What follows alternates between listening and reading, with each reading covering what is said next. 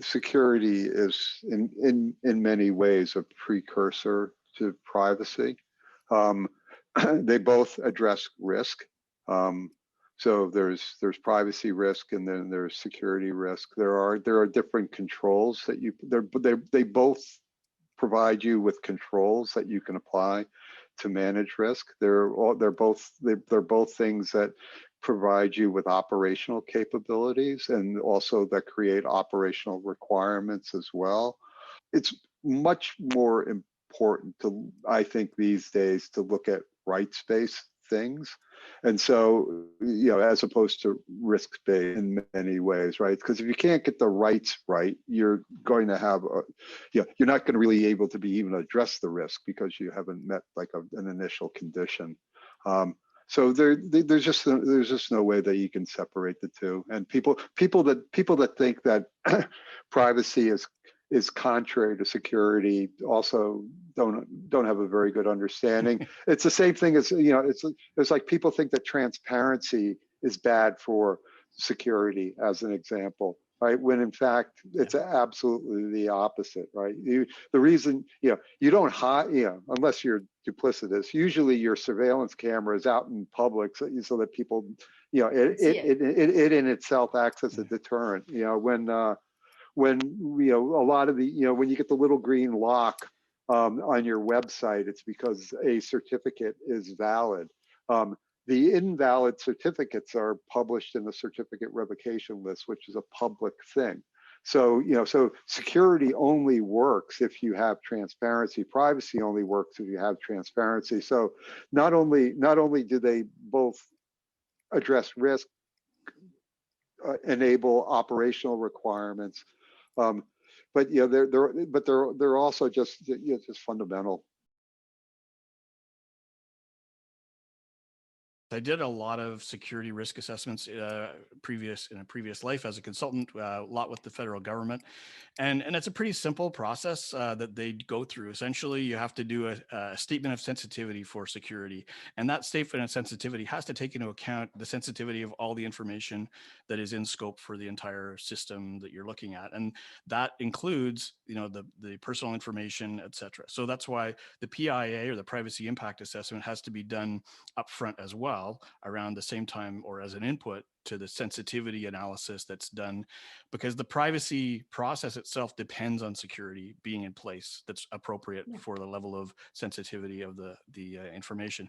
But privacy really has a whole lot more in it than security. There's only a few elements of the 10 privacy principles that I learned that are really security based, right? Access control and things like that. But as I said, the dependency of privacy on security is fairly simple and straightforward. And I think you can have privacy with security, but they have to be looked at intelligently. But it just seems to me like from the layperson's point of view, if I can say, that when you talk about a security professional in general, that person will say, well, privacy is handled by this other person in the company, right? I mean, do you think there's awareness of, or there should be more communication between the security and privacy side? And I know that's what people like Abigail and Kat do, is they bring together different competencies to the table to solve this issue. What do you think in terms of educating security professionals? Yeah, for sure. From my point of view, I think a lot of security professionals who haven't been at least directly working in that risk assessment process probably do get them confused, as other people do as well.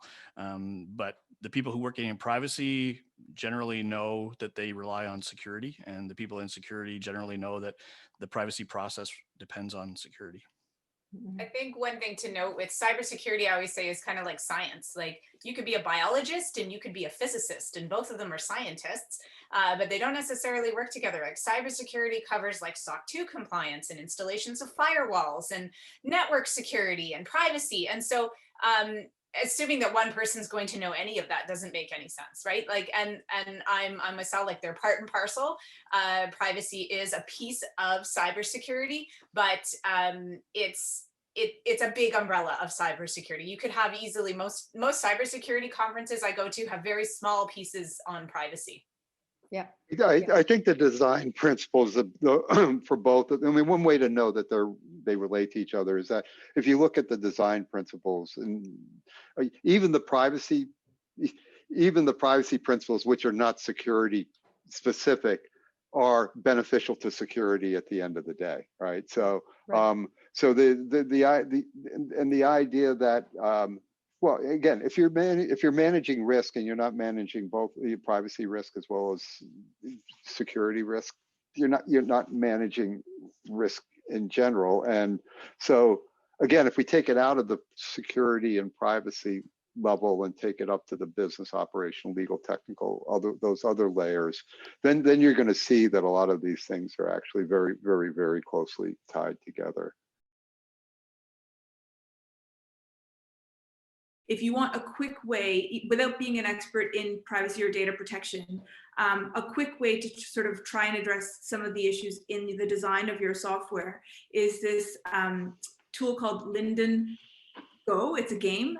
They created off of their methodology. It's a privacy engineering, privacy threat modeling methodology that's been recognized under the ISO privacy engineering standard.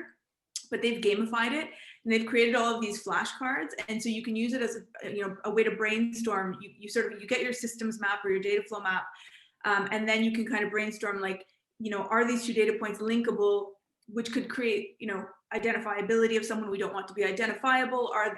There are all these different things that they go through, but it's in a flashcard form, and they have a digital version now. And I've actually done it with a couple of teams under very tight time constraints who didn't have privacy expertise, and we used that to then that fed into our kind of like a mini DPIA, and they were able to de-risk their software in terms of the design and also make a very convincing business case to the doubtful. So getting back to that question of how do you inspire trust, we'll show you what we did. This is exactly what we did, right? So we don't see it on our side. We've generalized the postal code, so we can't drill down into details. We've truncated the IP address. We only hold it for this amount. So all of these things, and it's very systematic, but it's in a game form. So there are a lot of other games too that can you can kind of model how would you respond to a breach or how would you deal with this. My education is in engineering, technical, and I did software product management at Entrust, software company here, security company here in Ottawa, for a number of years. And when I left there, I started doing consulting IT projects for the federal government and other organizations. And after about 5 or 6 years of security architecture, security policy, security risk assessments, I started to realize that everybody was focused on the technology side of security and not on the people side. And so every risk assessment I saw had, top 3 unresolved risks. One of them was lack of security in the human side, human vulnerabilities. So I got really interested in that, and I would do these fun projects. I started something called the Honey Stick Project, where I'd drop USB drives in public places and just see what people would do with them. And I got hooked up with Symantec. We had a fun time dropping smartphones around Canada, US, Mexico, Brazil, and got lots of good PR. But what I learned was you have to do something a little bit different and engaging to get people's attention, to teach them some of this stuff, because it's boring. People think it's not my job, I don't have time, all those typical things from a compliance training point of view. And so I was teaching security awareness. I had my own computer-based training, but I decided it wasn't working as well as I thought it should, because it was only getting deployed once a year and people generally didn't understand this stuff. So I created ClickArmor a few years ago after having done some studies on gamification, to realize that the principles that have proven gamification works in an educational environment apply amazingly to security awareness, compliance, and other kinds of training that people generally don't like. And that isn't really that effective, according to Harvard Business Review. So what I decided to do a few years ago was we created this architecture for ClickArmor, which is a modular, flexible, almost a learning management system, but it has much deeper capability to do interactive, dynamic, graphic lessons. So you can teach people about phishing by going through, different kinds of challenges like quizzes, Boggle, word searches, things things like that. And once you learn the concepts, then you can put them in a simulation. So we can have like a simulated phishing inbox, and people would actually go in and look at the sender name, the links, the body, etc., and decide whether they're safe or suspicious with a lot of interactivity. And it's that interactivity that keeps people thinking, keeps them engaged, and to the point where, you know, they finish the lesson or the module and they're on the leaderboard, but they say, oh, you know what, I could have done better.